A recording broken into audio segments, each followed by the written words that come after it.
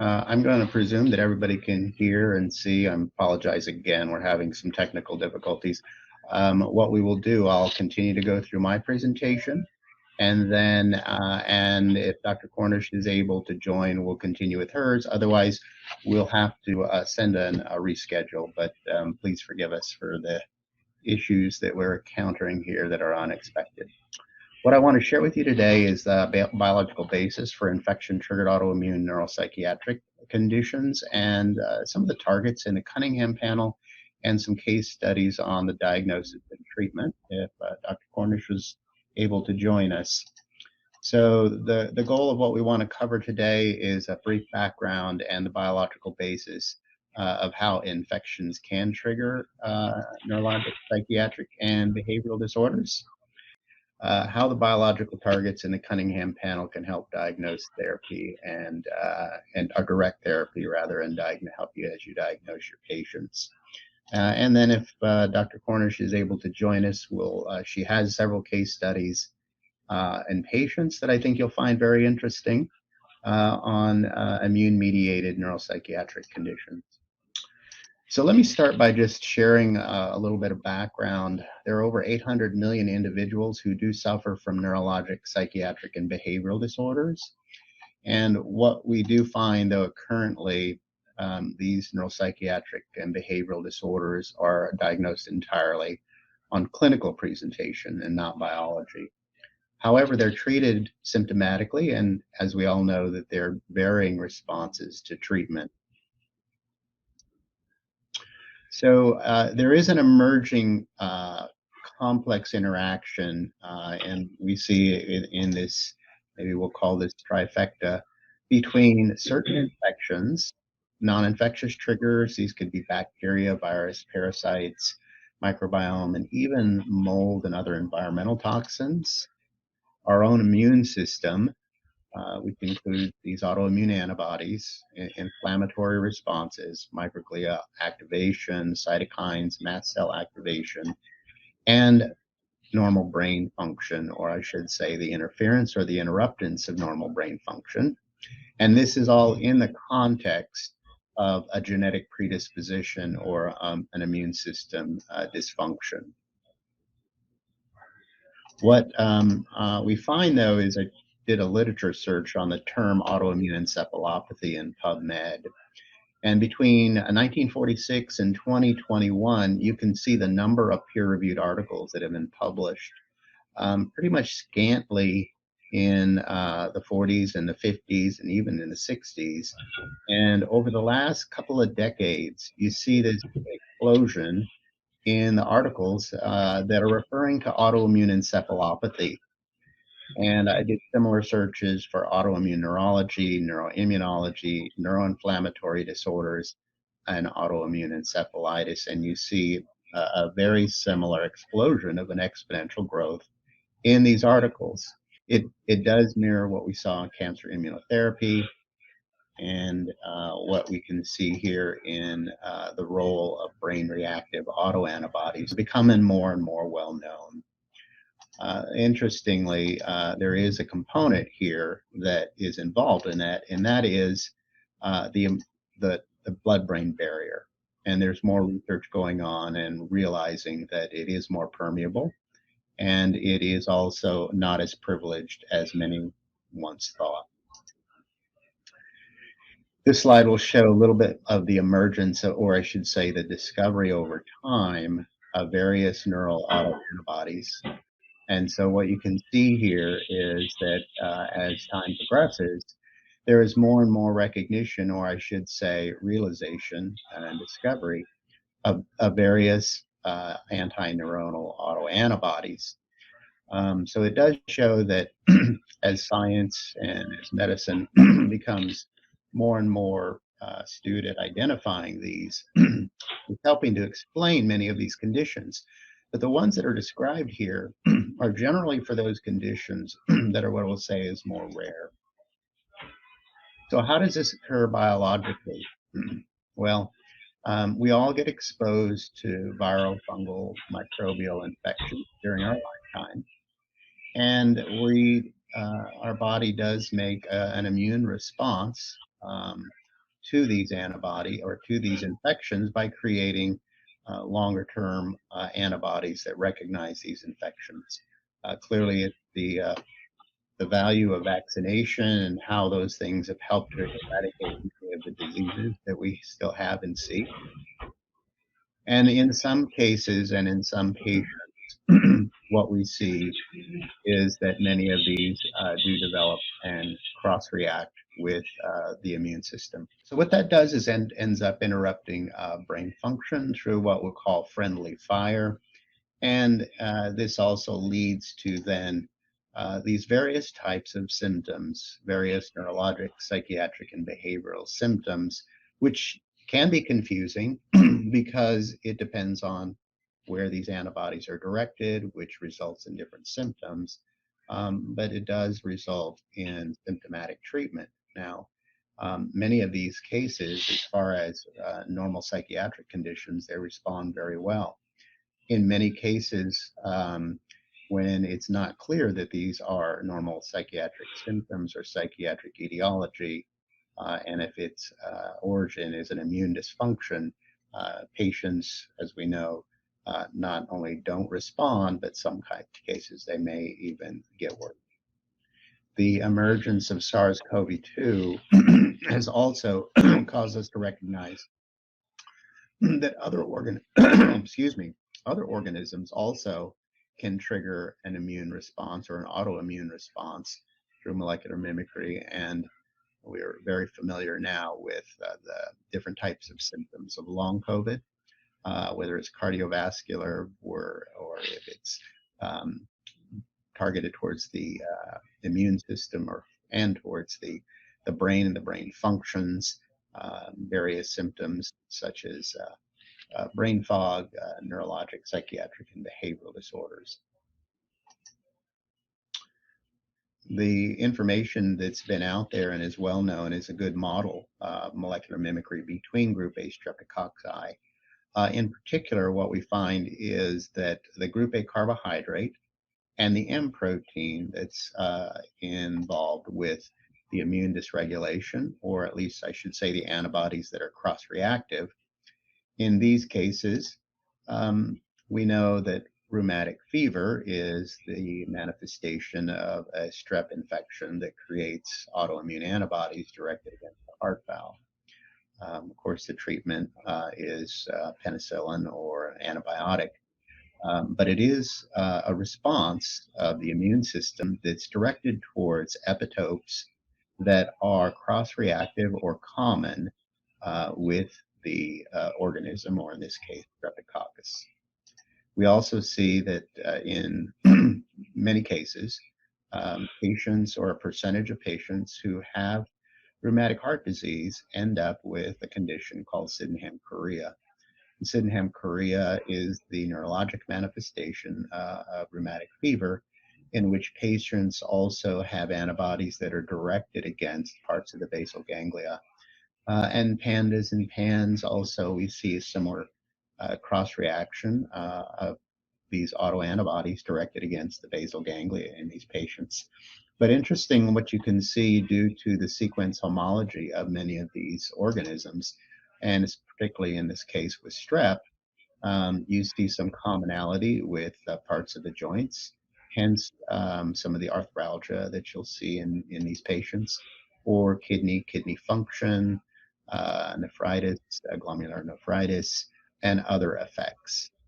So this brings us to really the condition of pandas and PANS. And many of you who know about or treat patients with pandas and PANS recognize that it's a sudden onset of syndrome, infection triggered, and often this very rapid onset of symptoms in these patients. PANDAS, as we know, is an acronym for pediatric autoimmune neuropsychiatric disorder associated with a streptococcal infection. As was recognized over time and understood that there are other microbes that do contribute to the same and similar types of symptoms. And the S at the end of pandas represented strep. So this then became recognized that Bartonella, Babesia, Lyme, Mycoplasma, and several other infectious agents were capable of triggering this immune dysregulation and causing these neuropsychiatric symptoms. And so the term PANS emerged, and PANS still represents pediatric, but it is, again, the acute onset of these neuropsychiatric symptoms.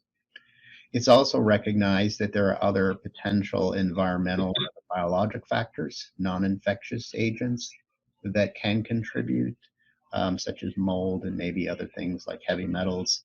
The literature and research is still continuing on those areas. We also know, though, that children do grow up and become adults, but also we do see that there is adult onset in these neuropsychiatric disorders. Another term was coined called ANDL by Dr. Amram Katz, autoimmune neuropsychiatric disorder associated with Lyme and in adults. So one of the challenges is technically an adult can't have PANDAS, even though they can have the same symptoms, or an individual can't have PANDAS if they are triggered by other microbes.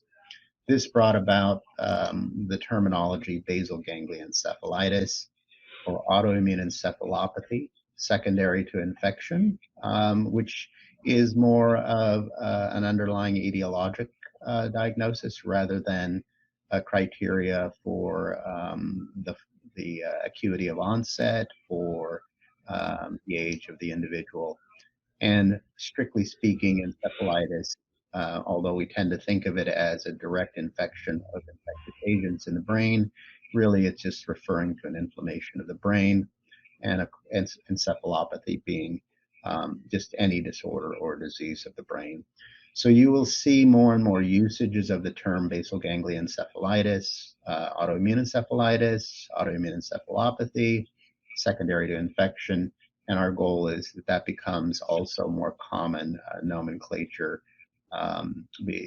because of the elimination, or I should say the inability to be able to use those terms for other individuals with similar etiology. I also wanted to share with you a study that you can have access to, which is a pre and post-treatment study looking at cases of PANDAS and PANS, patients that were diagnosed with PANDAS and PANS or a presumptive diagnosis, who had both a pre and a post Cunningham panel prior to and post-treatment, and the examination of did these targets or autoimmune targets, were they present, and did they correlate with the presence and absence of symptoms. This was published in the Journal of Neuroimmunology, and many of the colleagues you can see here were participating in this particular study. So it involved the use of these targets in the Cunningham panel. 4 of them, which include the dopamine D1, the D2 receptor or antibodies directed against these receptors, antibodies directed against lysoganglioside GM1, which is the fatty tissue or the fatty acid components of the myelin sheath, tubulin, which is an internal cellular protein that's heavily concentrated in the brain, and then the CAM kinase activity. CAM kinase is a kinase enzyme that's heavily concentrated in the brain, and it is known to be involved in the upregulation of the neurotransmitters dopamine, epinephrine, and norepinephrine. So what we're looking for here is autoantibodies that are directed against either of these 4 targets, or the ability to stimulate a human neuronal cell line to upregulate this endogenous CAM kinase activity. What you can see here in this graphic is that in the pre and post synaptic neurons, when antibodies cross the blood-brain barrier and interfere and or bind to, let's say, a dopaminergic receptor like D1 or D2, they can actually do many different things. And this is partly where the heterogeneity of these symptoms come from. So an antibody that actually would block the dopamine, let's say D1 or D2 receptor, would keep the normal dopaminergic activity from being transmitted across to this pre and postsynaptic neuron. If an antibody, which is capable of doing that, acts as what we call an agonist, meaning that the antibody actually binds to the business portion of this receptor, can actually trigger the receptor to be activated. And in those cases, you see the positive activation of these different receptors. The same is true for other types of targets within the body. When they bind to the lysoganglioside, the other things is there is an interaction which we are researching between this calmodulin cam kinase activity, because remember that it upregulates the synthesis of the neurotransmitters dopamine, epinephrine, and norepinephrine.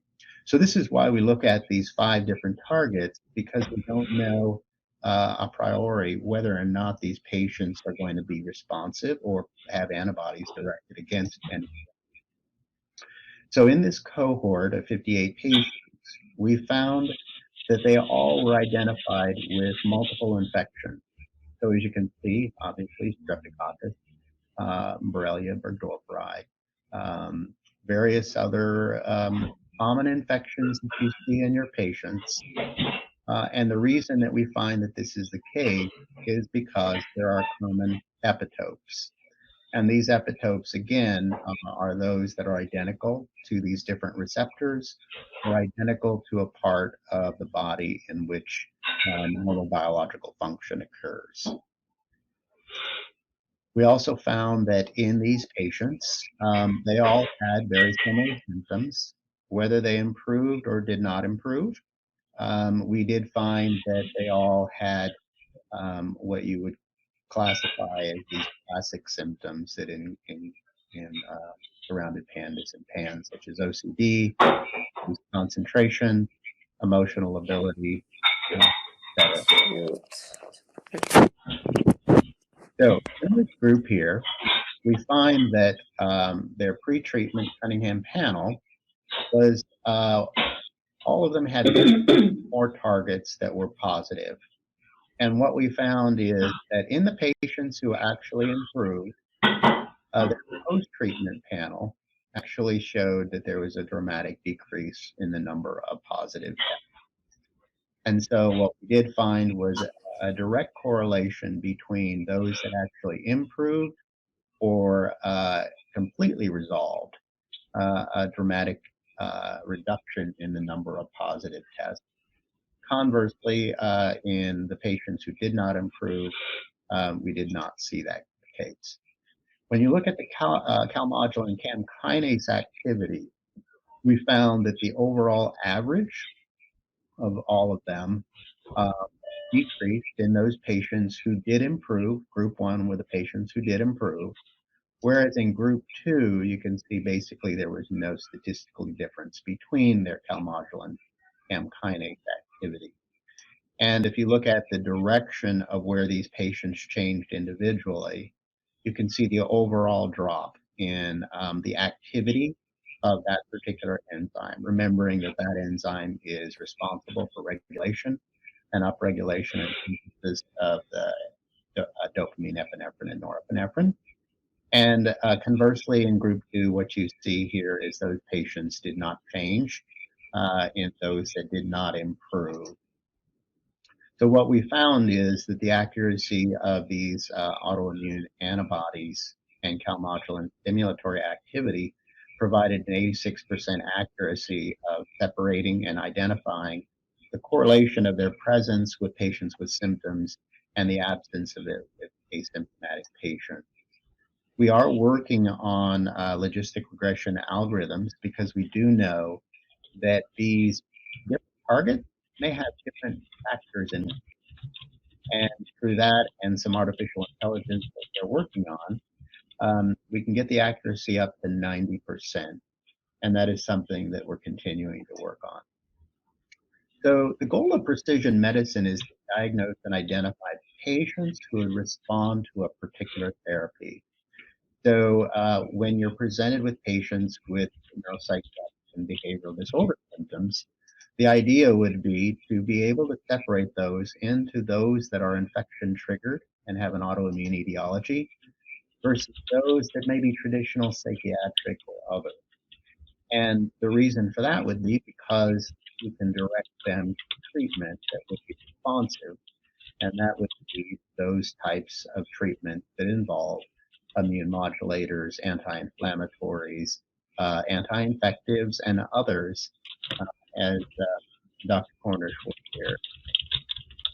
Get on. So the purpose and the use of the Cunningham panel really is an aid.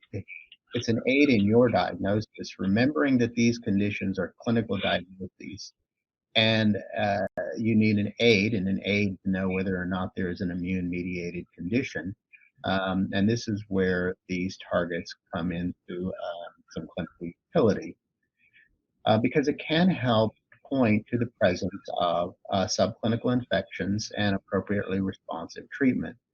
Now, when I say a clinical, subclinical infections, we don't diagnose for subclinical infections, but what we find is a very close association with the CAL-module and CAM kinase being active, and the identification of multiple subclinical infections that are stimulating it. So this can help direct to your anti-infectives, anti-inflammatory agents, and immune modulators. And as mentioned, it could help identify comorbid infection-triggered autoimmune neuropsychiatric conditions in patients with other diagnoses.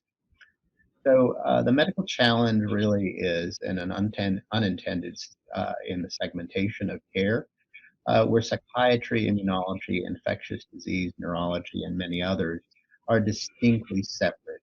In fact, what we find is, as we're getting ready to publish or complete a manuscript ready for publication, is that with 1,000 patients that have been identified and surveyed, on average, we find that they have seen between 5 and 15 clinicians before they ever get properly diagnosed, and an average of anywhere between 7 to 18 months before receiving proper treatment. So the goal really of a collaborative and integrated view of medicine is infectious disease, psychiatry, neurology, and immunology are all intertwined. And this is really the goal of functional medical care, because it can accelerate the diagnosis and treatment of patients with chronic neurologic, psychiatric, and behavioral disorders. And we are here to help. And I think, Dr. Cornish, if you are available, Dr. Cornish is going to be able to share her screen and share slides on how she does just that and integrates this in a way where functional medicine can help identify the root and then be able to then patient with complex. So Dr. Cornish, it's my pleasure to introduce you. And Amy, I think you have her bio if you want to go ahead and just introduce her. I do. Thank you, Dr. Shimasaki. Hi, Dr. Cornish. Thank you so much for joining us today. By way of introduction of Dr. Cornish, I'd like to make the following comments. Dr. Cornish graduated from Brown University with honors and Brown University Medical School. She completed her family medicine residency at Georgetown University. In 2003, as a Howard Hughes Medical Fellow, Dr. Cornish conducted translational research at the National Human Genome Research Institute of NIH. She was an apprentice in the laboratory of Dr. Francis Collins, the current director of NIH and leader of the Human Genome Project. Under his leadership, she analyzed genetic associations of chronic illness. At AmenClinic, Dr. Cornish specializes in the treatment of Lyme disease, environmental toxicity, and methylation disorders, among other chronic conditions. Dr. Cornish's approach to the treatment of chronic disease is to find the root cause of a person's health problems by performing a comprehensive evaluation of the body's various biologic systems and takes an approach based on integrative strategies of healing. She currently serves as a board member of the International Lyme and Associated Diseases Society Educational Foundation.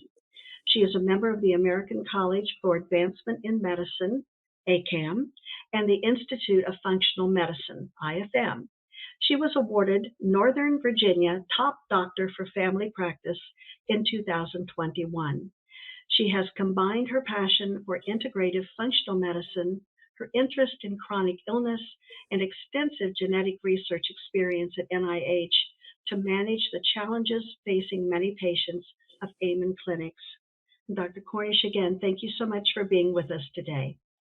And thank you very much for having me. So what we're going to do today is we're going to combine brain imaging, an understanding of neuropsychiatric presentations, and clinical management to really give you an overview of an integrative approach to treatment of these very complex cases.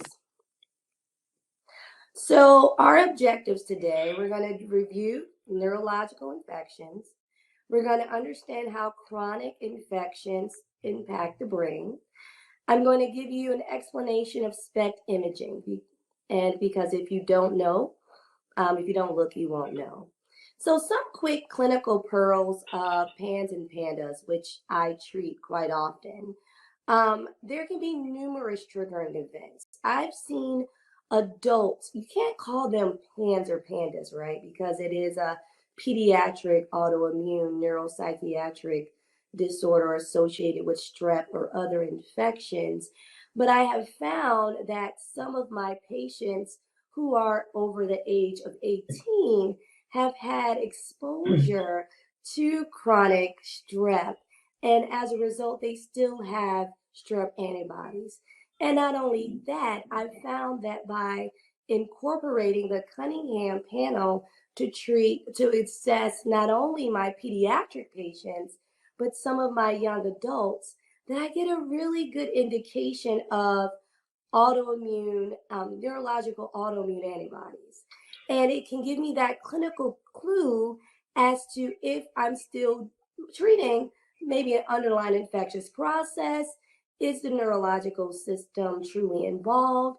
And it can help guide my management. So these things we're going to talk about today, we're not saying quote unquote brain infections, but we're saying infections that cause an immune reaction. You also have to consider environmental triggers. And as I said, there's no age criteria. But as a clinician, I do perform physical examinations.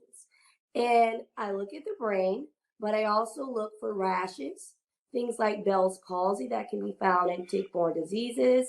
I see sitting in Korea, where you have that's associated group A strep, and these kids and patients have a lot of ticking associated with them, light sensitivity, nystagmus, which is when your eyes do change based on light being administered.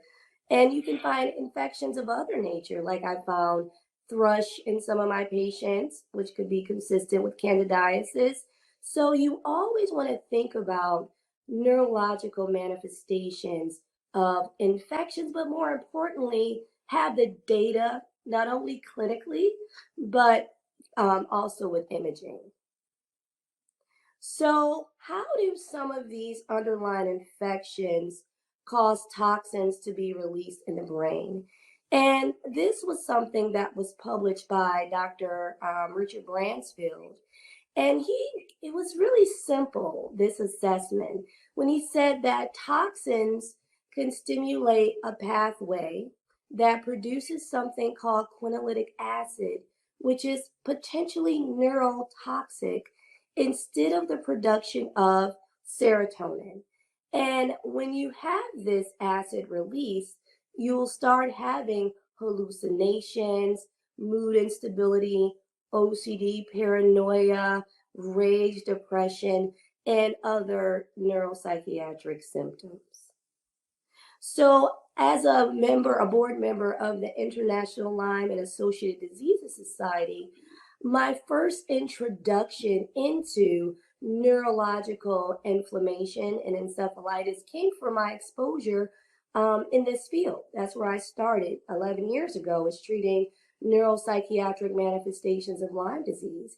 And that's actually how I initially formed my collaborative efforts with the AmenClinic, because I would have the referral of several patients who, as we'll see later, had inflamed or abnormal brain imaging. And the root cause of their psychiatric symptoms were not just psych, but more or less an underlying infectious process.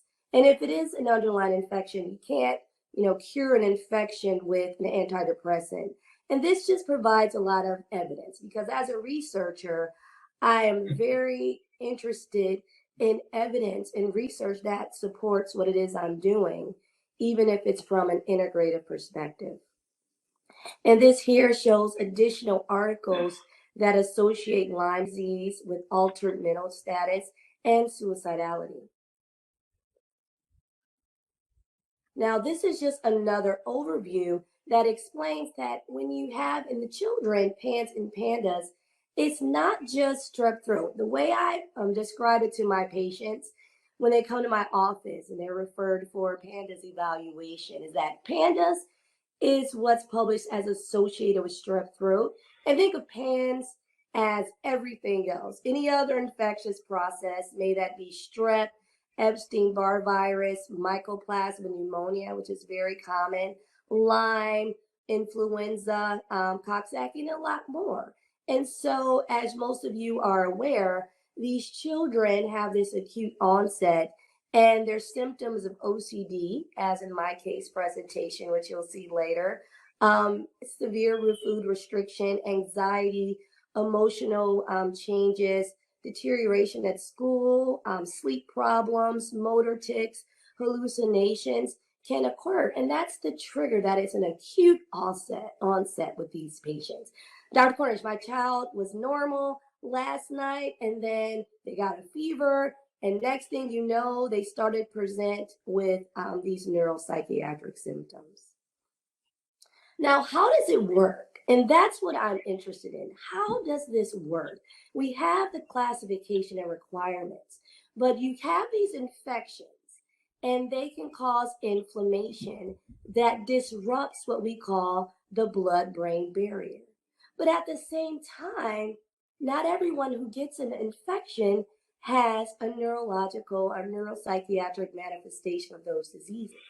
So that's why I think of it as multifactorial, meaning there are multiple factors that contribute to this clinical presentation. And I really like this slide because it shows how you can have, the key word is immune dysregulation. And the key part of the brain that I have found on our SPECT scan imagings to be impacted by these patients who have these neuropsychiatric infections is something called the basal ganglia. And I'm going to be showing you a picture of that area of the brain. And here it is. It's that area that you see that line pointing to bilaterally. The basal ganglia is some of its function. It blends feeling and movement. It controls the body. It is involved with motivation. It helps control smooth movement. It also gives you that sense of emotional and physical pain. Now, what is SPECT scan imaging? SPECT scan is single photon emission computed tomography. So it looks at brain flow, brain blood flow and activity. And it's based on over 20 plus years of research and over 120,000 studies. And with SPECT technology, it's pretty easy to understand. It tells you areas of the brain that work well. It also tells you areas of the brain that don't work hard enough. And more importantly, it'll tell you areas of the brain that work too hard. One thing to note about SPECT imaging is that it does not give the answers. So I'm not able to say, hey, I'm going to look at a PANS, Lyme SPECT scan. However, it does allow for us to know what questions to ask. So in infections, chronic infections, Lyme, multiplasma, candidiasis, viruses, pans and pandas. What is that initial clue? All right. So some patients who have this autoimmune encephalitis, they have a healthy looking brain, but 75% of them show global hypoperfusion, which basically means low blood flow and low brain activity. They also have this scalloping, which is this bumpiness on the surface area. So the brain, when you look at it, it just looks toxic or unhealthy. So the patterns that I refer to are not specific for any infection. And these scallop patterns can be seen anything from viral to bacterial encephalopathic pictures. But it also allows for me to demonstrate, and it monitors the extent of infections and inflammation, which is very important because you'll say, oh yeah, the patient has a neuropsychiatric manifestations of disease, but what is the extent? You really need to look at the brain. What is really, how inflamed are they? All right, because I consider SPECT imaging as a very important component to monitoring some of these cases. And sometimes I'll find myself using that level of inflammation that I've seen on the SPECT scan to help me guide my treatment. So this is a SPECT scan. At the top, you'll see a healthy one. The goal today is not for you to leave here and be experts in SPECT imaging, but I want you just to be able to understand the basics of healthy and unhealthy, all right? So you can learn the differences between the two as we go through our report. This is another example. You can tell at the bottom that scan is unhealthy, right, compared to a healthy scan. And that's an example of an Alzheimer's disease SPECT scan. And as I alluded to earlier, we are looking at blood flow and we're looking at activity of what's going on in the brain. This is that scalloping that I was referring to earlier. And a lot of the doctors I work with, the functional psychiatrists at AmenClinic, as well as myself, when we're looking at brain scans and we see this kind of bumpy, toxic appearing area at the top, we know that there's trouble. We know that that's when we need to consider doing our due diligence and ruling out not just infections, but other causes of underlying inflammation. Now, this is going back to that limbic overreactivity and also basal ganglia inflammation. As you can see on the top, that's a healthy view. And on the bottom of this picture, you can see those different areas that show overreactivity that are kind of lit up. I showed you earlier the basal ganglia. That's when you know the brain is working too hard. And in fact, that's a lot of patients. You'll think about things like ADHD, OCD, anxiety, like people who just really can't turn their brains off. And SPECT scan has been published. The association with SPECT scan and chronic infections has been published numerous times. This was one of the first papers that I was exposed to that was published in 1997 by Dr. Fallon, where he saw that there was decreased blood flow in the cortex as well as the subcortical white matter, but it wasn't specific for just Lyme disease. He saw that same pattern in HIV and viral encephalopathy, in chronic substance abuse, in inflammatory autoimmune disease, hypothyroid, and other types of toxins.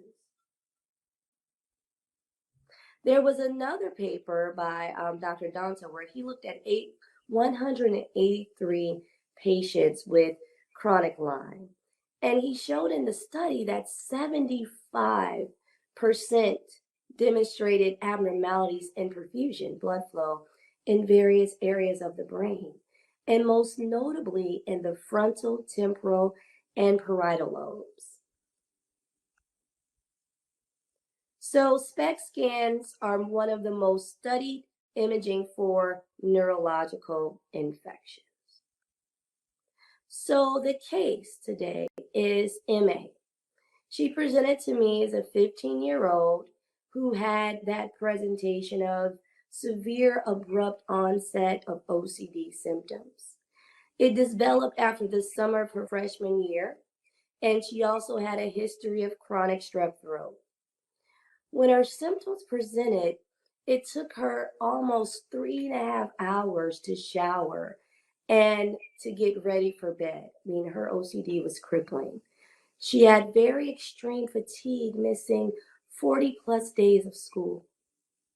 Some of the symptoms she presented with were weakness, migraines, headaches, chronic fatigue, mood swings, depression, irritability, brain fog, cognition. She started failing in her classes, whereby her mom or her parents reported before that she was getting a 3.5, 4.0 GPA. And she also had nightmares and severe insomnia.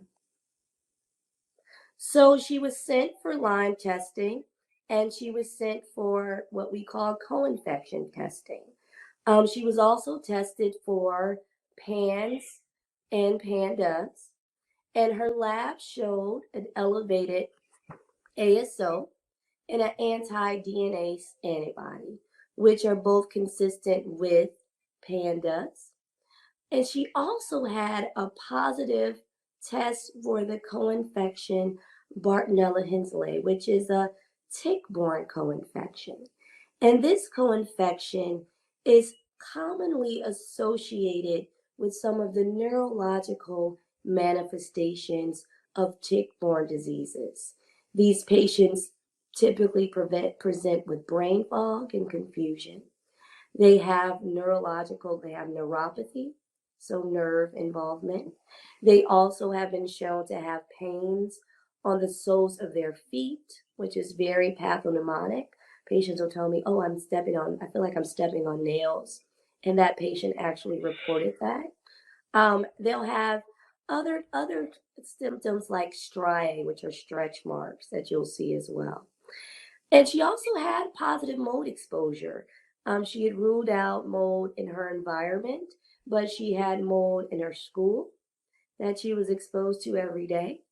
And that just made her inflammatory process worse.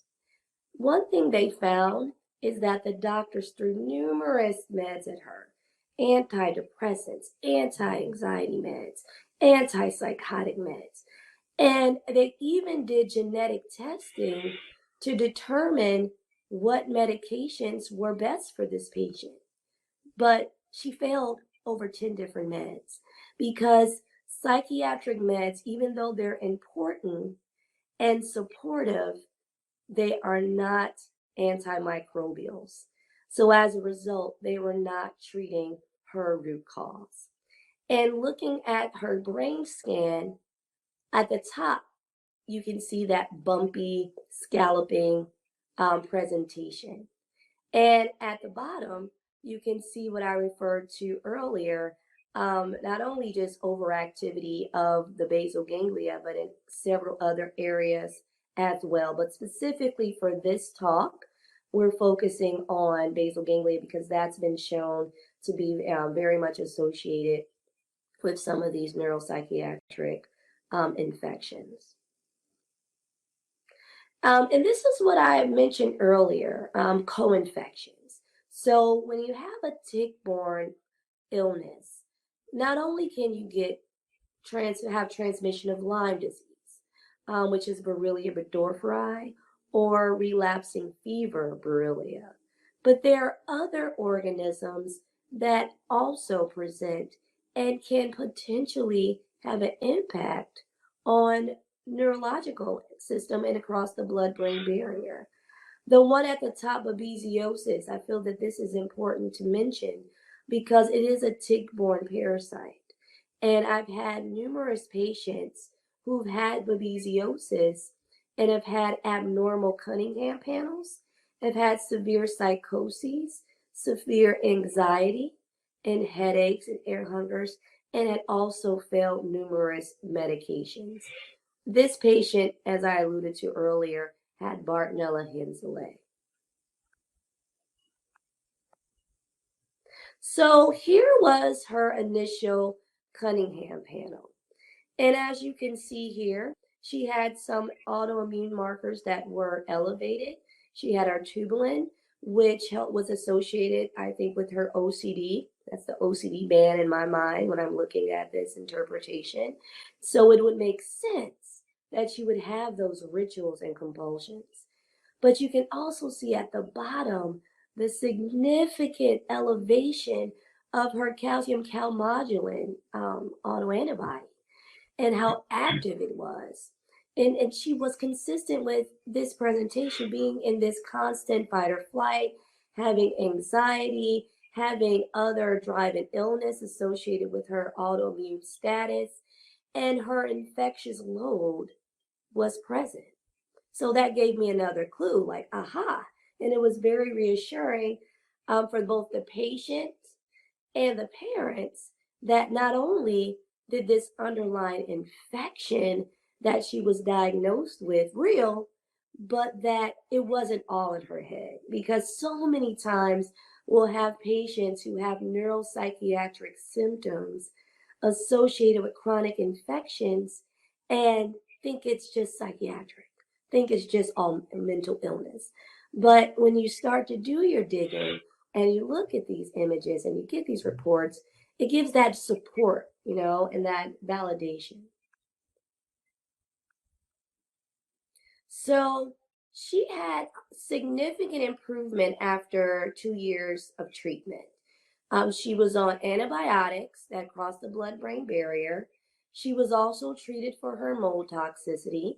She had gut support, immune support, and she also had the treatment of hyperbaric oxygen treatment because, as I always remember, most bugs, especially bacteria, they hate oxygen and they thrive in a hypo-oxygenated environment. Now, I'm not sure if you all can see this, but this is just a before and after presentation of her Cunningham panel. And this was taken after 1 year of treatment. She was ascertaining some therapeutic gains, and I asked myself, well, do we still have this high underlying infectious burden? Has this become more of a post-Lyme treatment or post-Bartonella treatment syndrome? Where am I in my treatment journey? And this test really helped me because I saw how much of an improvement she had with that calcium calmodulin level, which was very happy. So not only was she improving clinically, but her underlying infectious burden was also improving. And this is her brain scan, the second one. And as you can see, a year later, her inflammation had improved overall. She still had work to do, but it was much better than her initial presentation. And this is just an example. You'll see her before with all the inflammation, overreactivity, basal ganglion limbic system, and overdrive, and then after. So you can see there's a distinct difference between the two. That's just another example. So how did the SPECT scan imaging help me? It underscored the need that I needed to reduce inflammation. It demonstrated that I needed to reduce the limbic system hyperactivity and that these issues were correlated with her moodiness and her irritability. And it also helped her parents understand and accept her issues, that it wasn't just an elective behavior. And how did the Cunningham help me? Well, it underscored the severity of her neuroinflammation. It provided autoimmune markers for me to monitor. it gave us the understanding that this was indeed an infectious trigger that was causing this neuroinflammatory process. Because how, as I alluded to earlier, SPECT scan imaging wouldn't tell me specifically this is a Bartonella patient. It would let me know that this is a toxic patient and that I should do my due diligence in investigating for underlying causes of brain inflammation, one of them being chronic infections. So in summary, don't get caught up in titles. When you're looking at doing a Cunningham patient panel for your patient, don't just think, oh yeah, I'm going to draw this panel only for my pediatric patients, because neuroinflammation is how that panel guides you. And neuroinflammation can happen in anyone. You want to treat the stimuli of these autoimmune antibody activity. So that can mean the underlying infection, if it's bacterial, if it's viral. You can also get this test after you treat that patient to give you a clinical understanding of where you are, and also give you a clinical evaluation of your treatment process. You also want to make sure you treat inflammation. And in some cases, you have to provide symptomatic relief. All right. So just understanding how I use that pattern, I looked at those markers to better understand how they impact the brain, how that is related to my patients, because we know the brain is the frontier of medicine. And here are references. And that is my information. And I am readily available by phone. If anyone has emails, you can, or questions, you can call my office and we can go from there. Thank you.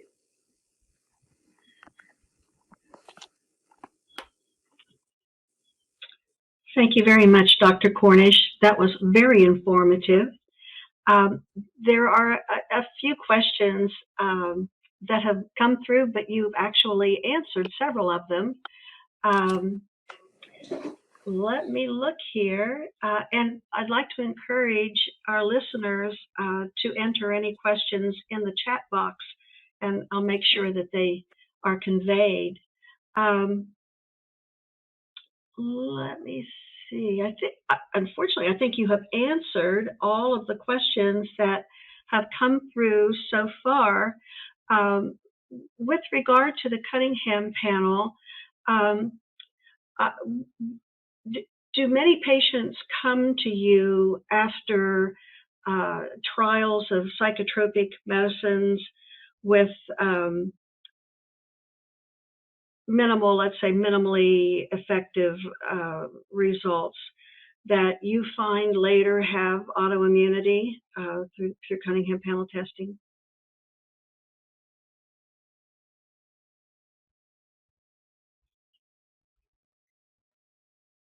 I think you've switched off your camera. All right, can Dr. you hear me? Cornish? Yes. Am I there? Yes. No, All I can. right. Mm-hmm. That's absolutely correct. And sorry for being up close and personal, you guys. I want you to imagine I'm sitting next to you in your office. But yes, that is the common patient that I see here at the AmenClinic are those patients that have tried numerous therapeutic interventions, psychotropics, herbals, antidepressants, herbal medications, and they either get clinically stuck or they just can't get over that next hump. Okay. I have one question here. I have from a provider asks, I have treated a COVID-vaxxed patient, massive neurologic symptoms greatly improved by ivermectin, clarithromycin, Medrol, and the Cunningham was, I'm assuming that means Cunningham panel, after this treatment was negative. Do you have any comments? Did they have a prior Cunningham panel before the treatment process? Because it could be reflective that that doctor is doing a great job. And that over time with that treatment, if you didn't have a pre-scan or pre-test, was actually resolved, like one of the patient I showed you. So it could mean that you're doing amazing, you're on the right track, and could be that it resolved after treatment. Okay, thank you. And the provider says no previous Cunningham, so that will have to kind of remain a little mystery for us. I don't see any other questions. I would like to be in the loop on that patient, because Sure. I'm actually treating a lot of post-COVID patients in our practice, and in fact, we're doing research at AmenClinic on post and pre-COVID brain scans, and I have a few patients who've had post-COVID Lyme disease and other infections that have had Cunningham panels with remarkably elevated calcium calmodulin kinase markers, remarkable, but we don't have those markers prior to infection. And, that's one thing I found. If a Cunningham panel is negative, does that mean that there's no neurological or neuroinflammatory response? No, that doesn't necessarily mean the case. We're still clinicians, and we always have to use our clinical judgment. But I find that this is an excellent resource as it relates to treatment options and treatment ability. So let me share a little bit. I'll also add to Dr. Cornish your study, and also for any, we are doing some research on autoimmune antibodies directed against the heart and also the vascular system. And so we do find that in these long COVID patients that there's the potential that they have multiple targets, including the brain and then also the cardiovascular system. We would be greatly interested in working with you in those studies on your patients, and for that matter, any of the clinicians that are there, because identifying, defining what is long COVID and then monitoring what therapies can actually be effective is one of the things we're doing with our artificial intelligence partner. Because we now have over 14,000 patients that we've tested with the Cunningham panel for the brain antibodies. So we would be interested also in working with you, Dr. Cornish, on those post-COVID patients. Okay, well, in the absence of any further questions, I'd like to thank everyone for joining us today, especially for hanging in there with us as we navigated our technical glitches, and certainly we'll have those worked out before our next webinar. For all those who have registered for the webinar, whether or not you were able to attend today, a link will come out in about 3 days with a recording of today's presentation. And with regard to any information you might need about our Cunningham panel, please feel free to contact us, have a consultation with a member of our clinical team, and we look forward to having you join us for our next webinar, and thank you so much for joining us today. We appreciate it. Thank you.